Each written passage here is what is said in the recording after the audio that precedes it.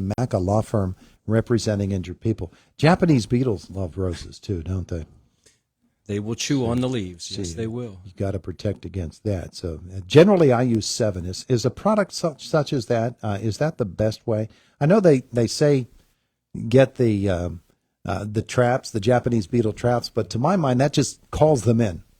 Well, yeah, there's pheromones in most of those traps, and that's what attracts those adult beetles to the trap. So you would want to put them away from plants that they will eat, and of course their menu is pretty broad. So feed on a lot of different things. So yeah, it seems to work better if you keep those traps away from. Some people jokingly say put them on your neighbor's property, and so that they don't come on your property. They'll go visit your neighbor? Yeah. Nice. But that's not very nice. No, not very nice at all. Here's another picture for you from a different angle of my rose bush at my house. But folks' roses, they're starting to bloom here. Yep, starting to bloom. We just had some started, this week as well. Yeah. Love when that happens. Really do. Because it sort of validates the fact that when you take care of them before the growing season starts, and you sort of shape that plant up. And that's important. The off season, we're looking and enjoying the roses now because of what was done when the roses were just a bunch of old dead sticks. That's right. That's right. The preparation that was done ahead of time allows for a beautiful bloom now. Well, that is our theme. Let's think about folks who are reaping the benefits of having weeded and feeded their lawns last summer. Or last fall, I should say. That was when that took place. That's the time to do stuff like that in order to enjoy them now. Right. There's a lot of things that go along, seasonal activities that not only need to be done during a particular season, but also are in preparation for what's coming. So any flowering, a lot of flowering plants, shrubbery, depending on when they bloom, will dictate when we should prune. Not that we have to stick to that, but if we want to, those plants like lilacs and forsythias that bloom in the spring, we want to prune those right after they bloom, or as close as possible after they bloom. So what we had this spring, we would have either already pruned, or we'd want to do it pretty soon, because then we'll minimize the effect on the negative effect that we could have on the blooms next year. If we wait till spring, early spring to prune those plants, then we're literally removing both leaf buds and flower buds. So our bloom will not be as vibrant as it would be if we'd have left that alone and pruned right after they bloomed in the spring.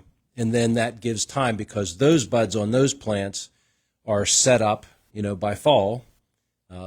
Those flower buds for next year are set up on the plant by the fall. So when they go dormant, the buds are already there. And then there are other plants that will bloom, set buds, and bloom on new wood. Well, it brings hydrangeas can be an example of that. Some hydrangeas will set buds the previous fall.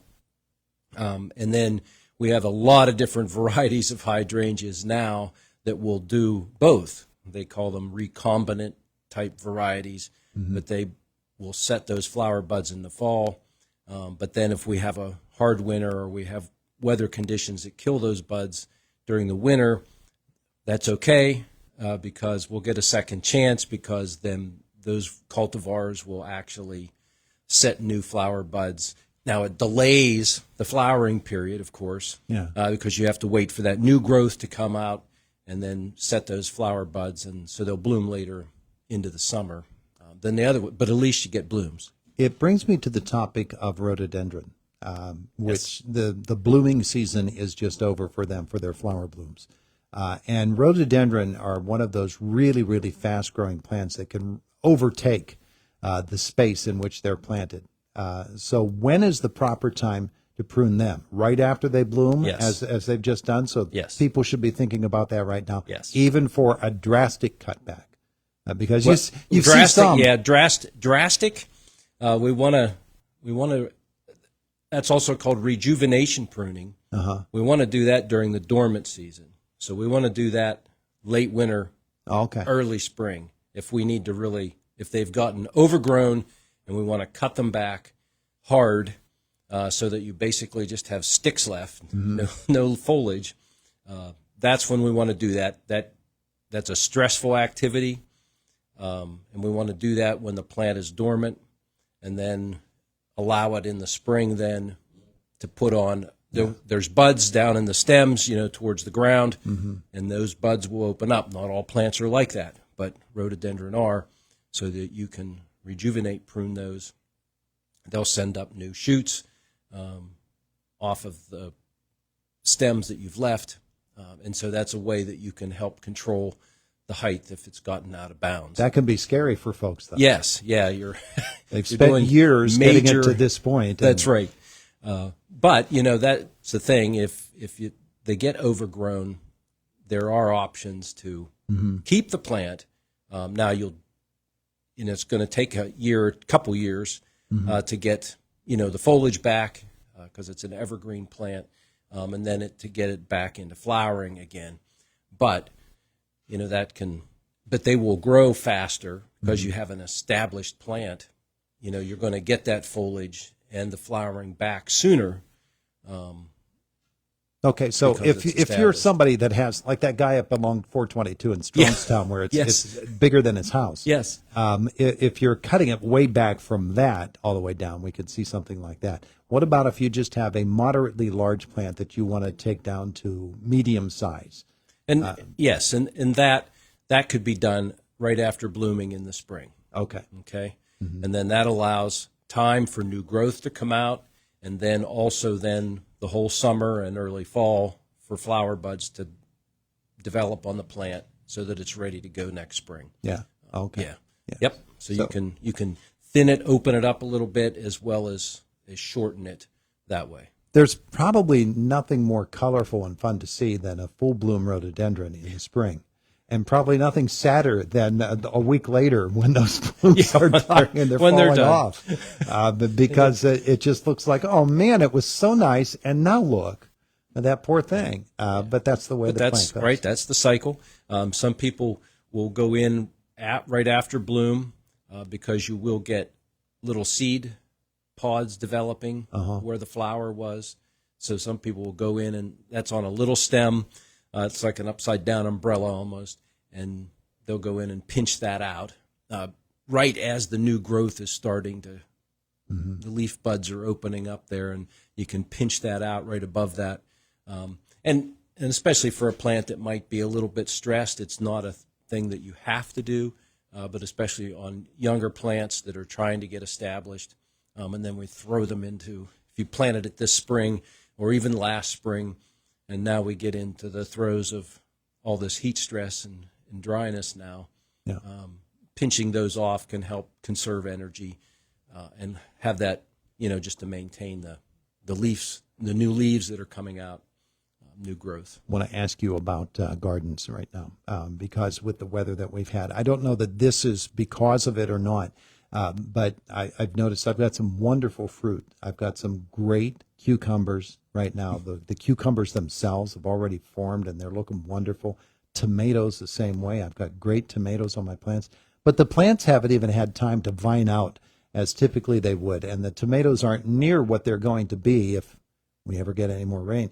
And those plants strengthen as they do. Sometimes my garden looks like a forest of tomato plants because they expand so much, and the tomatoes are wonderful. But I've got those now before the plants are even, it seems, fully formed.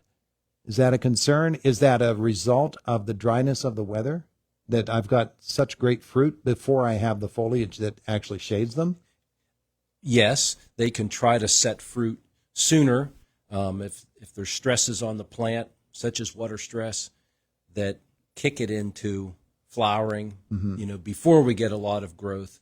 Sometimes we'll have a more compressed season, and, the plant will start to grow, but then if it gets stressed, it can set flowers and try to fruit, so that it perpetuates itself and creates new seeds and keeps the cycle going. Does that fruit stay as viable then?